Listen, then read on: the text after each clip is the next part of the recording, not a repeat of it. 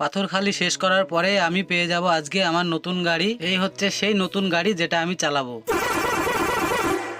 Hello guys, road king ভাই চ্যানেলে আপনাদের স্বাগত। পাঁচামি থেকে পাথর নিয়ে এসেছিলাম, সেই পাথর খালি হলো বকখালি, খালি করে ফিরছি। এই গাড়িটি গিয়ে রেখে দেবো এখন পাম্পে, রেখে গিয়েই আমি নতুন গাড়ি নিয়ে আসার জন্য তৈরি হয়ে নেব।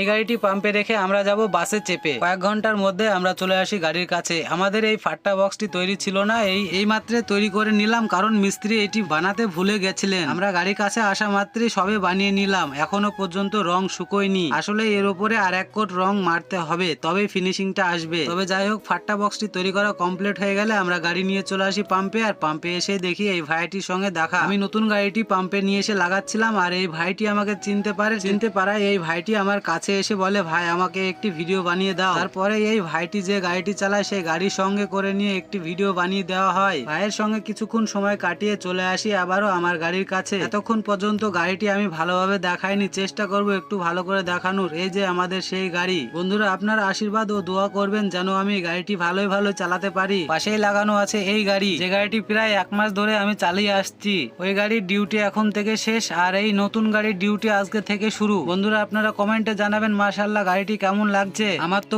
খুব পছন্দ হয়েছে, আপনাদের ডিসিশনটা জানাবেন। আর আমার চ্যানেলে যদি কেউ নতুন হয়ে থাকো তাহলে সাবস্ক্রাইব করে নেবে, আর পেজ থেকে দেখলে ফলো করে নেবে। আজকের ভিডিওটি এখানেই শেষ করছি, দেখা হচ্ছে পরের ভিডিওয়। ভালো থাকবেন, সুস্থ থাকবেন, ধন্যবাদ।